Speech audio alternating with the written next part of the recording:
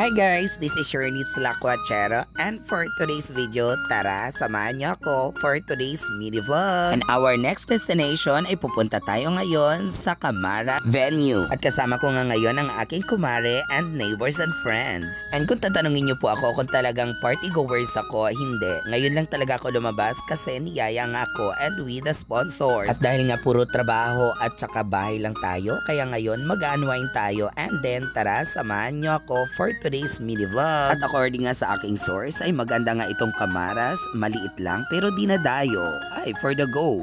And finally guys, nandito na nga kami sa Camaras venue. At pagkadating nga namin doon is pumasok na agad kami sa entrance para masimulan na ang pardagulan. At kung makikita nyo pa lang sa entrance talaga guys, ay talagang ang mga bouncer ay sobrang higpit. At isa nga sa aking neighbors and friends ay hininga ng ID kasi ang mukha niya ay parang bata. Ay, for the go. At ang inyong lingkod nga ay pumasok na din at tuwang-tuwa pa dahil ngayon lang uli nakadisco. Ang ng Camaras venue ay talagang very welcoming ang mga staff at talagang napakaganda ng ambience. At pagpasok nga namin doon ay masyado pang walang tao, kaya talagang namili na kami ng table na kung saan mamaya magbardagulan.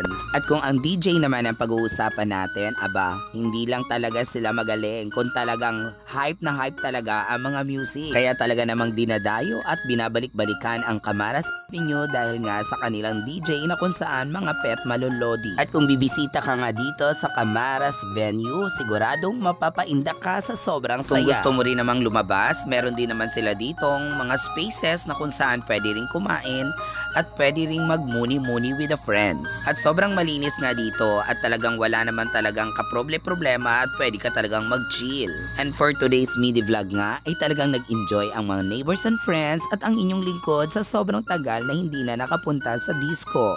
At kung gusto nyong pumunta kasama with your neighbors and friends at mag-enjoy, nasa unahan lang ito ng Barangay Dulong Duhat dito sa May Malabon City. For the go na mga friends. At ang inumin din nila at ang mga siniserve nilang pagkain ay talagang very affordable at hindi rin kayo talaga mabibitin. Isa nga sa pinakamaganda dito sa Camaras venue ay hindi sila naniningil ng entrance fee. Ano pang inaantay natin mga kalakwachero, neighbors and friends? Yayain na ang inyong kaibigan para pumunta na dito at sumugod sa Camaras venue. At kung tatanungin niyo ako kung magkano ang kanilang tower, as much as affordable na sa halagang 500 pesos, mai-enjoy mo na ang napakasarap nilang alak. Sa mga party goers at nagbabalak na mag-disco, aba, pumunta lang kayo dito sa pinakamalapit na Camaras Avenue na kung saan talagang magpa-party-party ang mga madlang people. At pagkatapos nga ng satisfying party ay umuwi rin kami na maaga dahil may mga pasok pa ang mga person. So paano, hanggang dito na lang ang ating chikahan at hanggang sa susunod na kaganapan. At nais ko lang magpasalamat sa aking taga-subaybay na kung saan walang sawang nanonood ng aking mga videos. Gusto ko lang sabihin na maraming salamat. At sa mga kalakwachero natin na hindi pa naka-follow,